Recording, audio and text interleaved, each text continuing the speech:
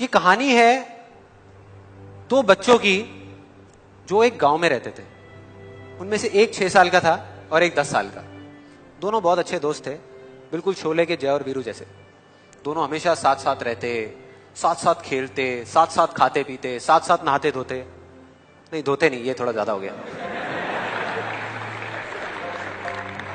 तो एक दिन वो दोनों गांव से थोड़ा दूर निकल गए और खेलते खेलते उनमें से जो बड़ा बच्चा था 10 साल वाला, वो एक कुएं में गिर गया और जोर जोर से चीखने चिल्लाने लग गया क्योंकि उसको तैरना नहीं आता था। अब जो दूसरा बच्चा था, छोटा सा 6 साल का, उसने अपने आसपास में देखा और उसको कोई नजर नहीं आया, उसको कोई नहीं दिखा जिसको कि वो बुला सके हेल्प के लिए।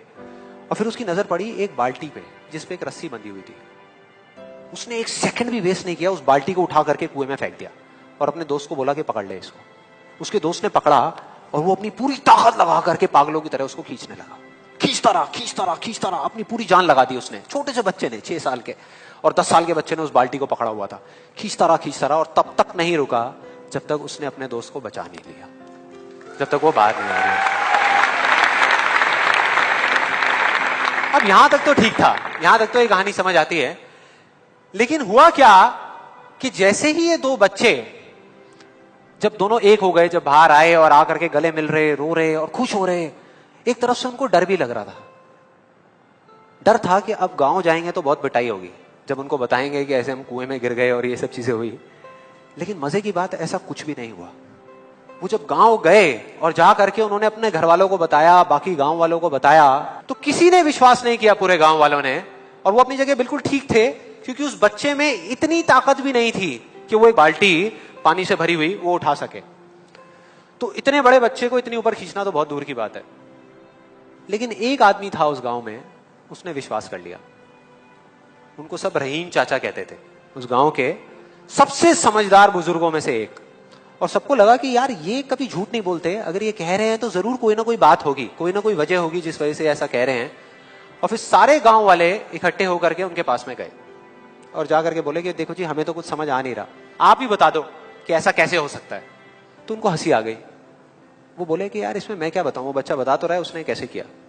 बाल्टी को उठा करके कुएं में फेंका, उसके दोस्त ने बाल्टी को पकड़ा, उसने रस्सी को खींचा और अपने दोस्त को बचा लिया। तो आपको पता तो है उसने कैसे किया, बच्चा बता तो रहा है, इसमें मैं क्या बताऊं। तो सारे गांव वाले उनकी शक्ल देख रहे।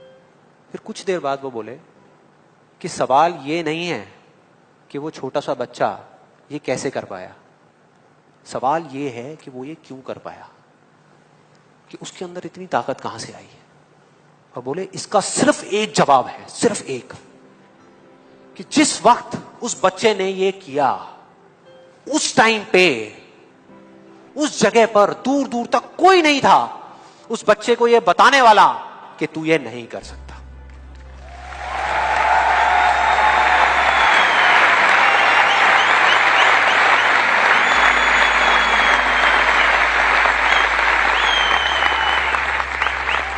बोले कोई नहीं था, कोई नहीं, यहां तक कि वो खुद भी नहीं, वो खुद भी नहीं।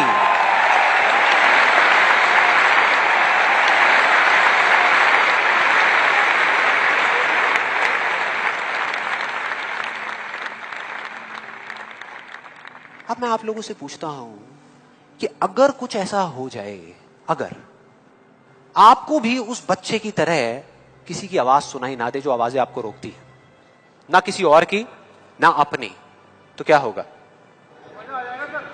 मजा आ जाएगा, राइट। उस बच्चे की तरह आपको भी कोई नहीं रोक पाएगा, यूल बी अनस्टॉपेबल, राइट?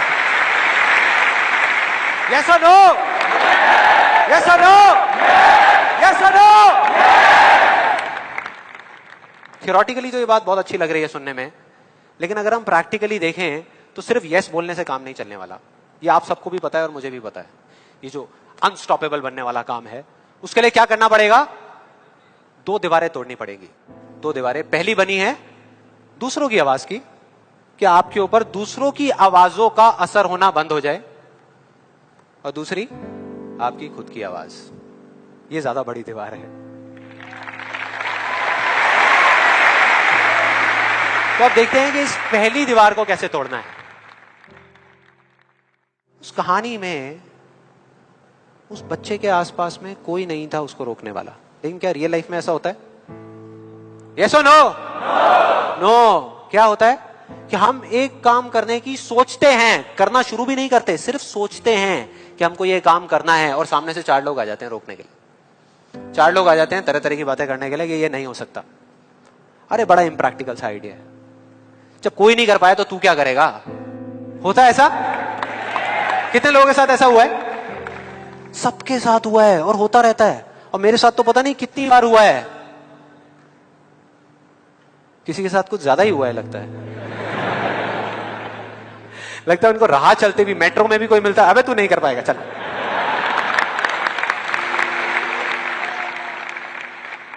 तो अब सवाल ये उठता है कि ऐसे में हम क्या करें? ऐसे में जो ऐसी बातें आपको बोल रहे हैं, ना तो आप उनका मुंह बंद कर सकते हो, ना अपने कान बंद कर सकते हो, क्योंकि वो लोग कोई राह चलते लोग नहीं होते, वो आपके अपने होते हैं। आपके अपने फ्रेंड्स हैं, रिलेटिव्स हैं, आपके घर में हैं, आपके ऑफिस में हैं। तो मैं आपको ये नहीं बोल सकता कि आप क्या करो ऐसी सिचुएशन में, लेकिन मैं ये बता सकता हूं कि मैं क्या करता था। जैसे ही कोई बोलता था मेरे को, या आज भी अगर बोलता है कि ये नहीं हो सकता या तू ये नहीं कर सकता, तो मैं ना चुप रहता हूं, ना उनसे लड़ता हूं। मैं सिर्फ एक वर्ड में उनसे एक सिंपल सा क्वेश्चन पूछता हूं, एक वर्ड में, क्यों? क्यों नहीं कर सकता? क्यों नहीं हो सकता? और जैसे ही मैं ये करता हूं उसके बाद बहुत मजा आता है। आप कभी करके देखना, बहुत मजा आएगा। 90% लोग ऐसे मिलेंगे आपको जिनके पास में इस क्यों का जवाब ही नहीं होगा। जवाब ही नहीं होगा। नहीं, वो सोच में पड़ जाते हैं। जैसे मैं पूछता ना क्यों, हाँ क्या, क्यों, ये कैसा सवाल है? तो ये है वो 90% लोग जिनके पास में कोई जवाब ही नहीं होता, या होता भी है तो वो इतना फनी होता है कि आप चाह करके भी अपने आप को हंसने से नहीं रोक पाओगे। जैसे एक बार मेरे साथ हुआ था, जब मैं करीबन आई थिंक 18 साल का था और मैंने नया नया फोटोग्राफी का कोर्स किया था। तो हमारे घर में एक छोटा सा फंक्शन चल रहा था, और वहां पर मैं अपनी मदर के साथ और फादर के साथ में खड़ा हुआ कुछ बातें कर रहा था। इतनी देर में एक सामने से आंटी आई और आकर के बोली, संदीप। हाँ जी आंटी। बेटे क्या नया चक्कर चल रहा है तेरा आजकल? मैं डर गया। मैं मन ही मन सोच रहा, मैंने कहा इनको कैसे पता लगा मेरे नए अफेयर के बारे में? कहीं और ही चला गया। फिर मैंने उनको देखा और डरते डरते उनसे मैंने कहा कि भाई आंटी जी क्या मतलब, मैं कुछ समझा नहीं, कौन सा चक्कर,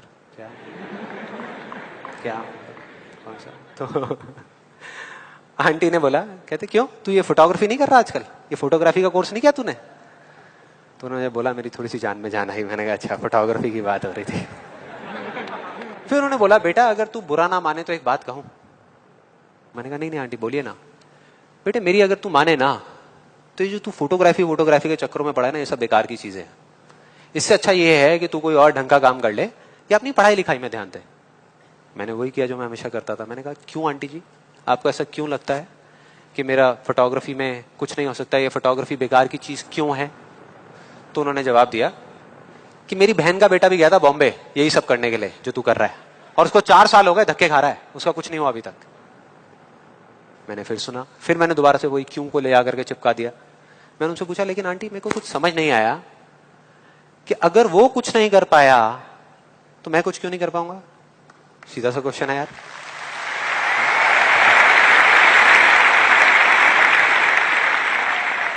वो थोड़ी सी इरिटेट हो गई, लेकिन उसके बाद जो उन्होंने बोला, उस दिन मेरा कम से कम 10 किलो खून बढ़ गया होगा हंसते हंसते। उन्होंने गुस्से से मेरे से पूछा, कहते तेरे कितने % आए थे 12th में?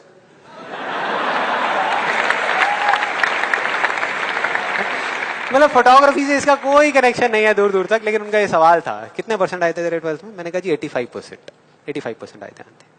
फिर उन्होंने एक अजीब सा एक्सप्रेशन दिया, मेरे को ऐसे देखा जैसे कि मेरे से बड़ा बेवकूफ इस पूरी दुनिया में कोई नहीं है, और बोली उसके 92% आए थे।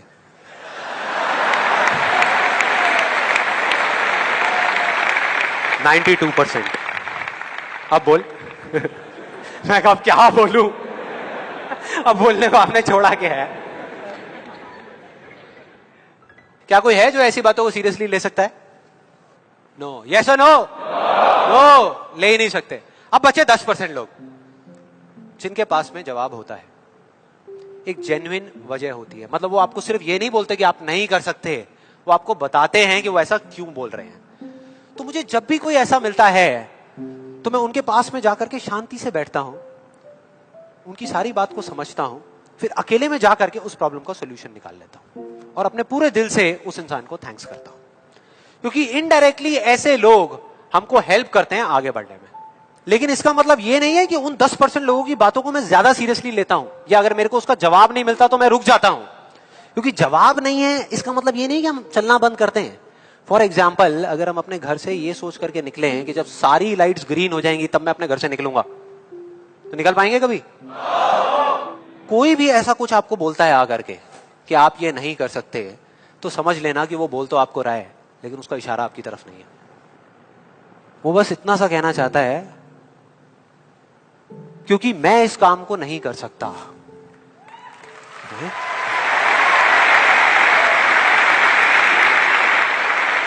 वो बस इतना सा कहना चाहता है क्योंकि मैं इस काम को नहीं कर सकता, या मुझे नहीं पता कि इस काम को कैसे करना है, इसलिए मुझे लगता है कि इस पूरी दुनिया में कोई भी नहीं कर सकता।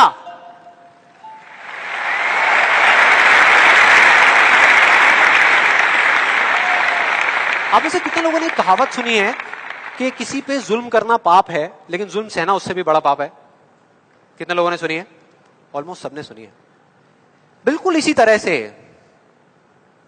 तरह से कोई इंसान अगर जिंदगी में कुछ करना चाहता है ना, या कुछ बनना चाहता है, तो उसको जा करके ये बोलना कि तू ये नहीं कर सकता, उसकी हिम्मत को तोड़ना, उसकी उम्मीद को तोड़ना एक बहुत बड़ा पाप है।